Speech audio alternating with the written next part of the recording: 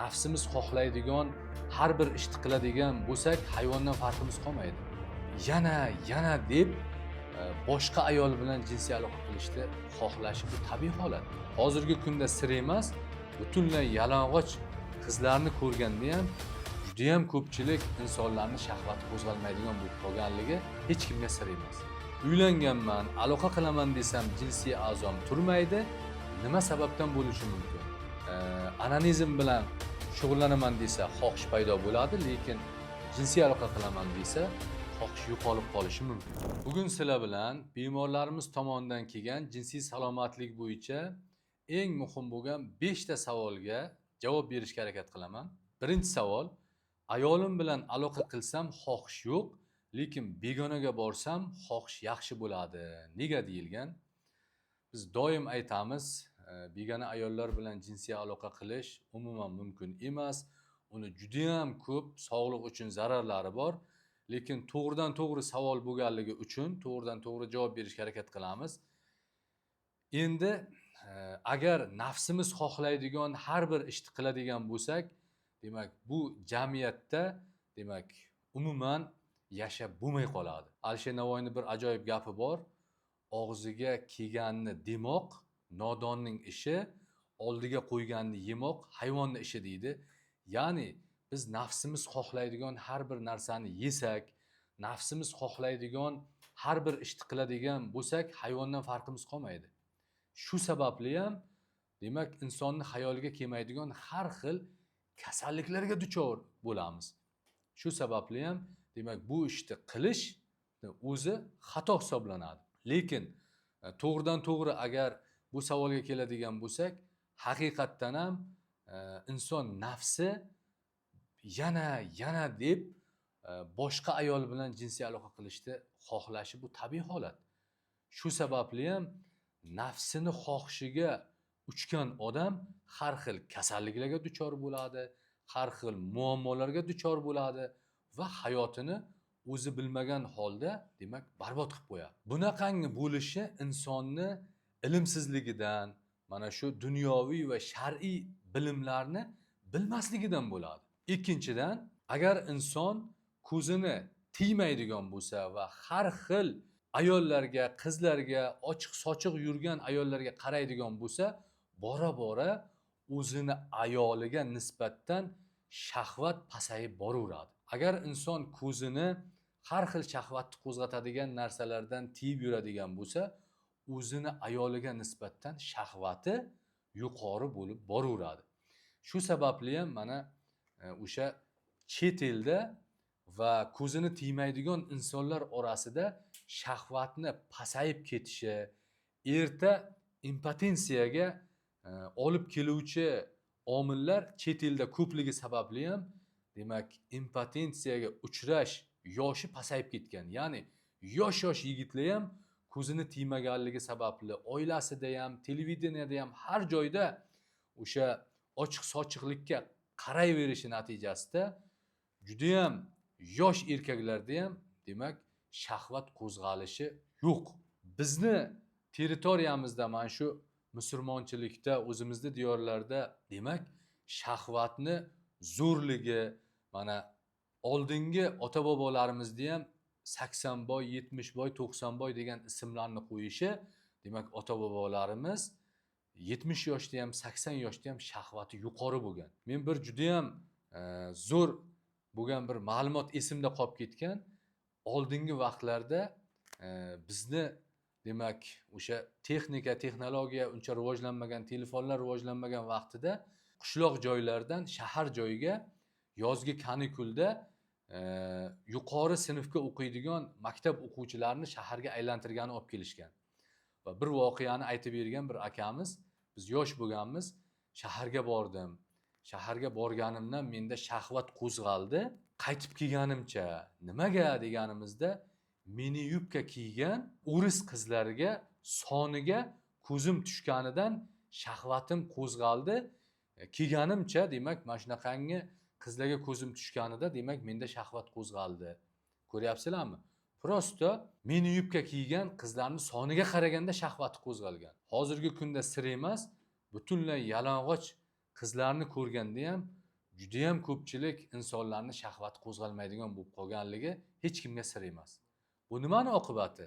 Demak, doim ko'raverish oqibatida hattoki yalang'och bo'lgan qizlarga, ayollarga qaraganda ham shahvat qo'zg'almaydigan bo'lib qolgan. Shu sababli ham agar biz ko'zimizni tiyadigan bo'lsak, demak, shahvatimiz shunchalik kuchli bo'ladi o'zimizda ayolimizga nisbatan demak shahvat yuqori bo'lishiga erishishimiz mumkin.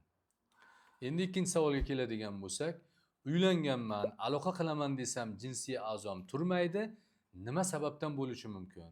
Buni sabablari ko'p, lekin asosan ikkita sababni keltirishimiz mumkin. Ya'ni bu o'sha uylangan ayoliga nisbatan bo'lishi mumkin yoki o'zidagi sog'lig'idagi muammolardan kelib chiqib ham bo'lishi mumkin. Ayolga nisbatan bo'ladigan bo'lsa, o'zi yoqtirmagan, o'zi yaxshi ko'rmagan, oila a'zolarini majburlab uylantirishi natijasida ham bo'lishi mumkin. Ya'ni o'sha uylangan ayolga nisbatan umuman qiziqishni yo'qligi, xohishni yo'qligi ham xuddi mana shunday sababga, holatga olib kelishi mumkin yoki insonni o'zidagi sog'lig'idagi muammolar ham mana shu holatga olib kelib qo'yishi mumkin. Ya'ni bular agar siz uzoq vaqt sovuq joylarda ishlab, sog'lig'ingizdagi muammolar, ya'ni shamollash kasalliklari ham demak sizdagi xohishni pasayishiga olib kelishi mumkin yoki siz uzoq vaqt anonizm bilan, ya'ni beshkabir odati bilan shug'ullanib yurgan bo'lsangiz, natijada anonizm bilan shug'ullanaman desa xohish paydo bo'ladi, lekin jinsiy aloqa qilaman desa xohish yo'qolib qolishi mumkin. Mana shunday holatlarda o'z tajribamizda juda ham ko'p kuzatganmiz. Ya'ni mana shu anonizm odatini nerv sistemasini zararlashi oqibatida mana shunday holat kelib chiqishi mumkin. Keyingi savolga keladigan bo'lsak, jismoniy mashqlar bilan shug'ullanaman, ya'ni sport bilan shug'ullanaman, lekin tez bo'shanishdan xalos bo'la olmayapman. Endi tez bo'shanish bu asorat.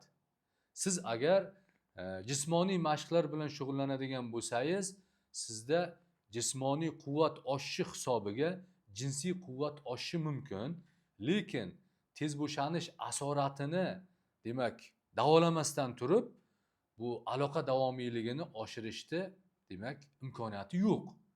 Ya'ni o'zi aslida tez bo'shanishni davolash uchun biz birinchi bo'lib asoratlarni davolaymiz.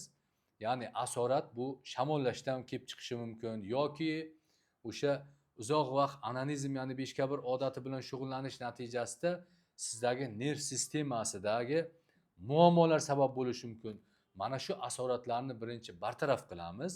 Undan keyin jismoniy mashqlar tufayli jinsiy quvvat, jismoniy quvvatni oshirish ustida ishlaymiz. Undan keyin aloqa davomiyligini uzaytirish texnikasi ustida ishlaymiz.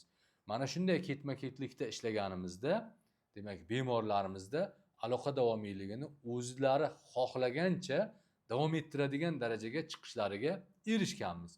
Xuddi shunday sizdagi muammoni aniqlab, shamollashdan keyin kelganmi yoki anonizmning asorati, mana shu asoratlarni bartaraf qilamiz.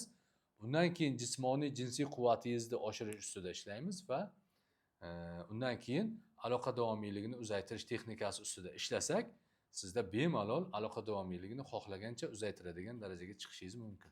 Keyingi savol, manzilingiz qayerda, siz bilan qanday bog'lansam bo'ladi deyilibdi. Manzilimiz haqida opsiyonada ham yozganmiz. Hamma joyda telefon raqam manzilimiz haqida tushuntirilgan, lekin yana aytib o'tamiz. Manzilimiz Samarqand shahri, Mahmud Qashqariy ko'chasi, 84-uy, mo'ljal Royal Hall restorani.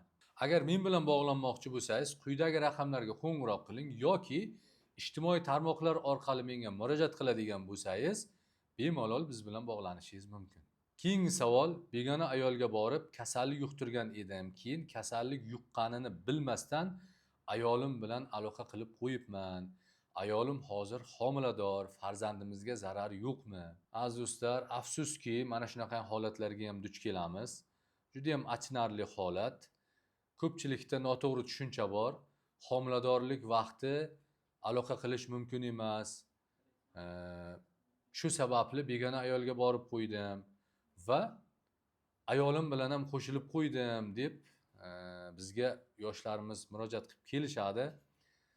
Agar siz ayolingiz homiladorligini erta davrlarida, ya'ni birinchi, ikkinchi, uchinchi oylarda, ya'ni hali homila to'liq shakllanib bo'lmasdan kasallik yuqtirib ayolingizga ham yuqtiradigan bo'lsangiz, ko'pincha farzand to'liq rivojlanmasdan, demak, tushib qolish holatlari kuzatilishi mumkin yoki aynan mana shu kasallik tufayli bola sog'lom tug'ilgani bilan ayolingiz yillar davomida bu kasallikdan qutulolmay, siz ham erta bola farzand tug'ilgandan keyin ham o'sha ayolingiz bilan jinsiy aloqa qilganingizda sizga ham yuqib qolish holatlari ko'p bo'ladi. Ya'ni biz ko'pincha kuyov bolani o'sha davolaymiz, lekin ayolini demak har xil dori-darmonlar bilan davolab bo'lmaydi. Chunki emizikli vaqtida har xil dorilar berib bo'lmaydi. Natijada ayolida surunkali holatga o'tib ketadi kasallik va siz aloqa qilganingizda yuqtirib olaverasiz.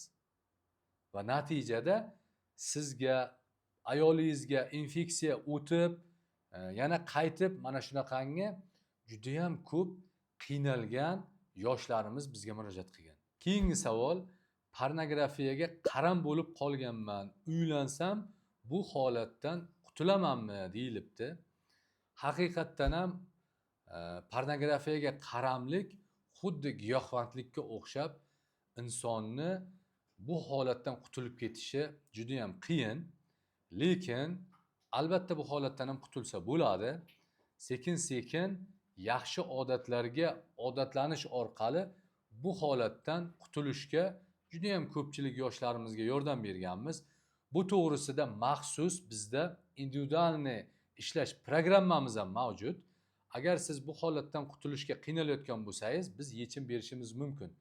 Lekin bu holatni o'zi haqiqatdan ham insonni demak miyasiga, ongiga juda ham yomon ta'sir qiladi.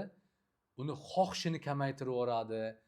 Ayolidan lazzat olishiga demak to'sqinlik qiladi.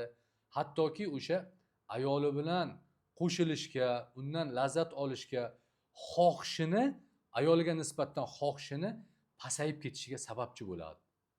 Mana aziz do'stlar, eng muhim bo'lgan savollarga javob berishga harakat qildik.